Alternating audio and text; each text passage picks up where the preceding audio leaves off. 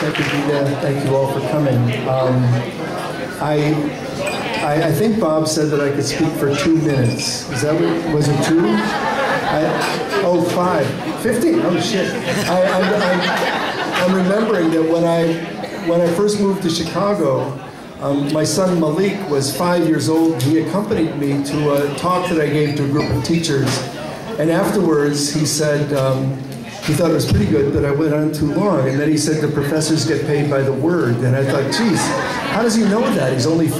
But, so I'm gonna look at Bob, and when he says that's it, I'm gonna walk off.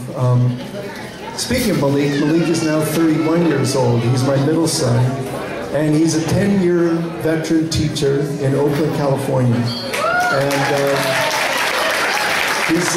he's like many of you in this room, absolutely salt of the earth, somebody who gets up every day and does the real work of the world.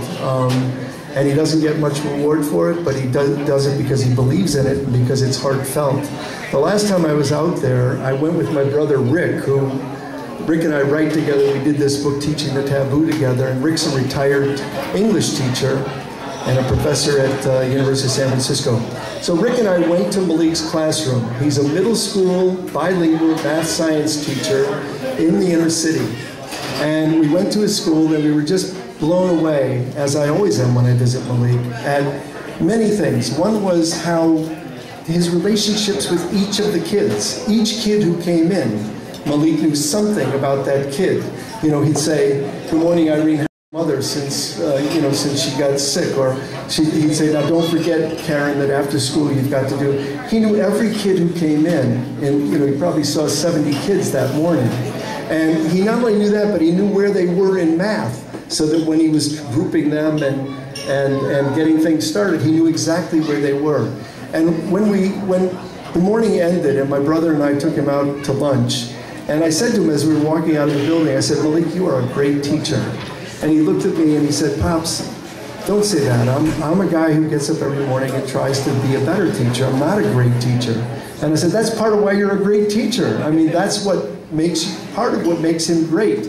The relationship building, the belief in the craft, the understanding that you show up, and showing up is a lot of the job, and then you work as hard as you can on behalf of these kids."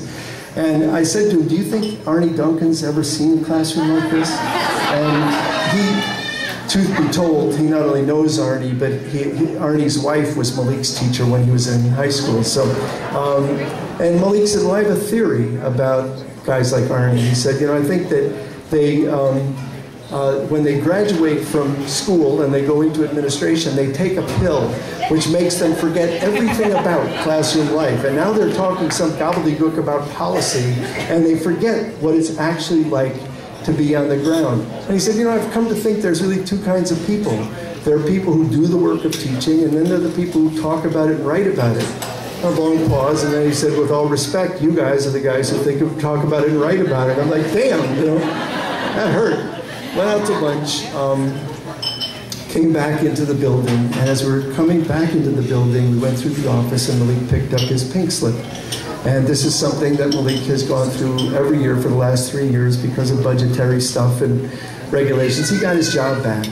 But the slap in the face for a 10-year veteran teacher, who has given what he's given to those kids and to that classroom, just was appalling to me. And it continues to appall me. So I was pissed off. He was fine, and he knew he would roll with it.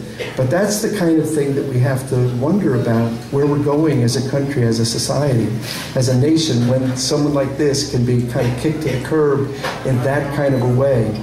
When Malik said there are 2 kinds of people, those who teach and those who think about it, write about it, talk about it, I have to say, it reminds me of Rethinking Schools. Malik subscribes. He counts on it. He counts on it to buoy him up in the hard times. And he counts on it because Rethinking Schools actually does both. It both thinks about teaching and writes about teaching and theorizes and wonders and thinks in terms of policy. Bob talked about the commitment to social justice, but it's also a commitment to this sense that teaching has to be talked about in its fullness, and its implications politically and and socially and legally and all kinds of other ways, in policy ways. But also teaching, we can never forget that at the heart of the matter is a teacher in a classroom with a group of kids. And if we lose track of that, then we're off into some kind of never-never land. And what Rethinking Schools has done for 25 years is to bridge that gap between theory and practice, between thinking and doing, between what, writing or talking about teaching and actually the reality of what goes on the ground. Nobody does it like Rethinking Schools. It's something I've counted on for 25 years. I've read it. In fact, I remember the first time I met Bob and Rita, and I was already a huge follower. And in their persona, in their work, in the talk that I heard Bob give, for example, 22 years ago, was again that sense that you were talking to somebody who knew what classrooms were like, and who was actually, Bob talked tonight about defending the practice of teaching, but somebody who actually knew in a nuanced way what teaching was. So Bob writes an article, I guess a year or two ago, about water. Some of you remember this article about water and about teaching, going down to Lake Michigan, and taking water samples, as I remember it, with a group of second graders. Am I kind of on track? Something like that. And what I remember is one of the kids says, "Who owns the water?" And Bob, in a classic kind of gesture of good teaching, says, "Who do you think owns the water?" And the guesses were everything from Bill Gates to George Bush, and then that became the site of investigation, right? That became what they pursued. But in that little story about a group of second graders in a sister city with Oaxaca, I think, and here they are in Milwaukee on Lake Michigan wondering who owns the water, what does it mean to own water, what does it mean in Oaxaca?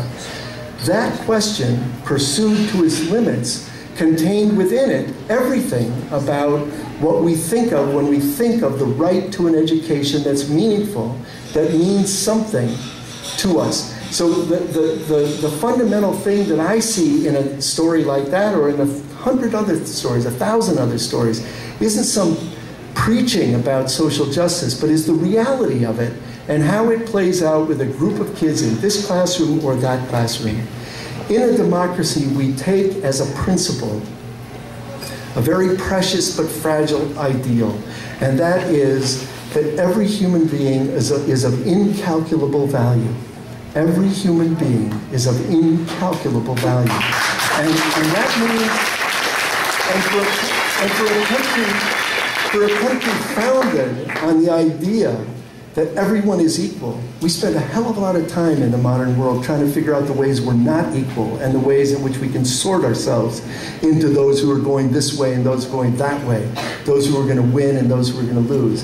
It's outrageous. And those of us who believe in a kind of a radical democracy, a sense of participatory, the necessity of participatory democracy, we have to fight for that again and again in the moment, in the classroom, in the schools. And so never doubt for a minute, those of you who are doing this hard work in the classroom, that your work is anything but precious and absolutely essential. Again,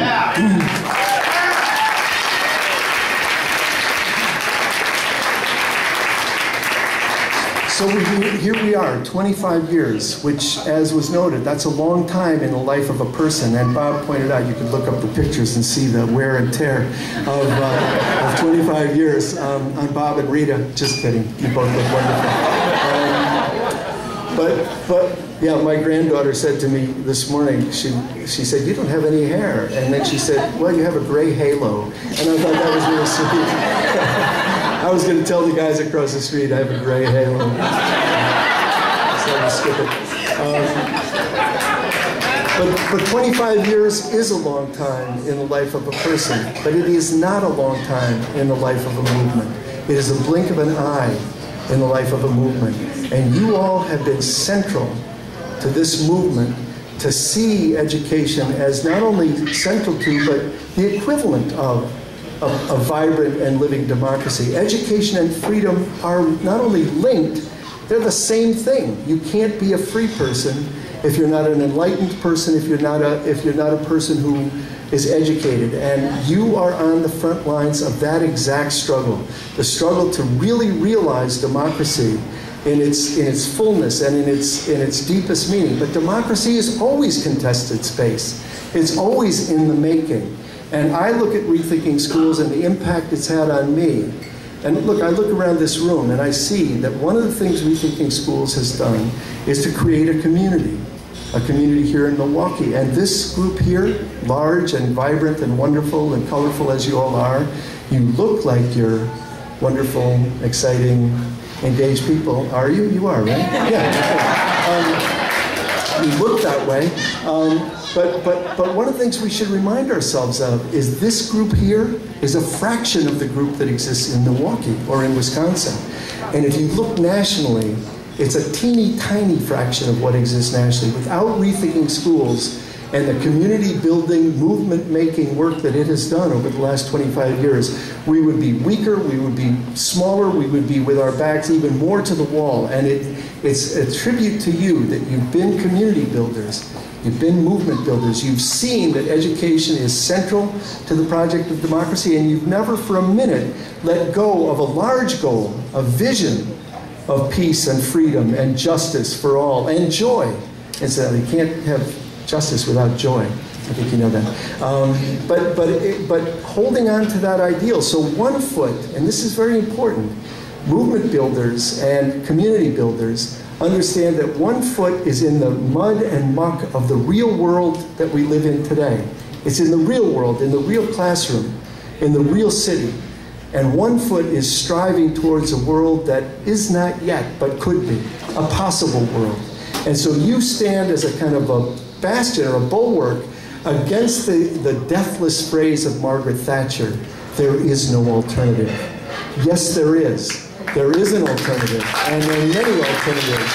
And we have to set about building those alternatives, and Rethinking Schools is a guide, it's a participant, it's a tool in that struggle.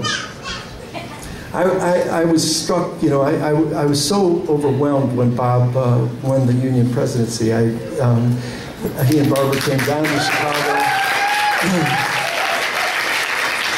We did a little fundraiser for the campaign in our house, and we reminded him that Barack Obama did a little fundraiser in our house too.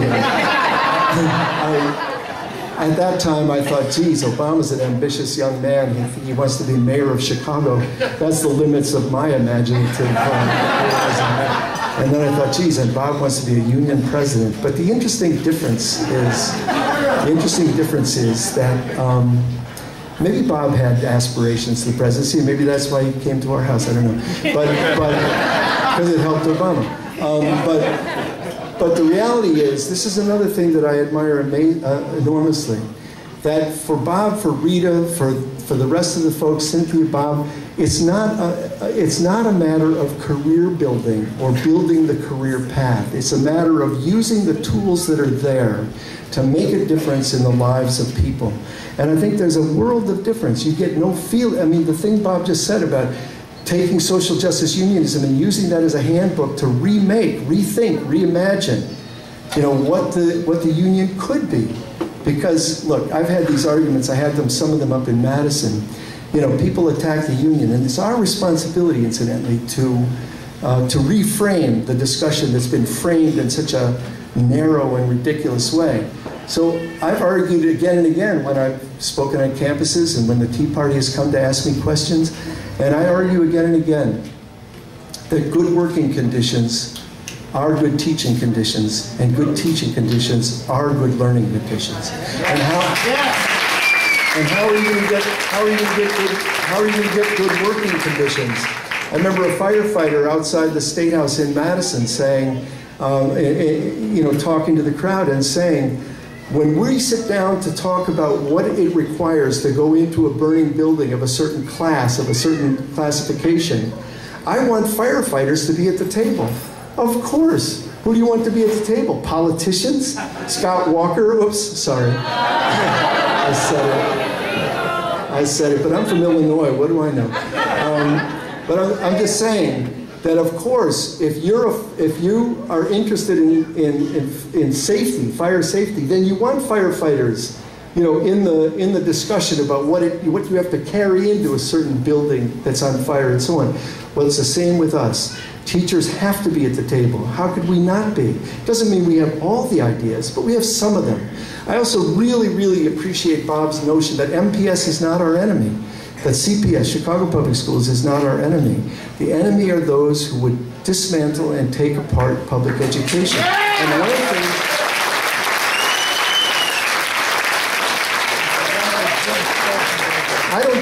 I don't think for a minute that, you know, I don't think that 30 years ago we could have for a minute thought that we would get to the point where the question of public education was on the table. Should there be public education? But that is the question that's on the table. And I think the idea of understanding what the forces are that are behind that, Barbara's book that's coming out is going to be hugely important, I think. But I also think that we should, again, in the interest of reframing the debate, we should throw into the debate and again this notion that all these reformers, so-called reformers, who framed the debate in a certain very narrow way, which narrows our imaginative horizons, if it's not good enough for their kids, then it is not good enough for the kids on the west side of Chicago. So when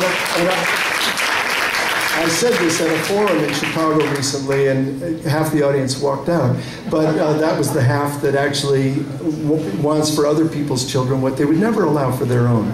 No PE, no art, no after school, no chess club, forget about it.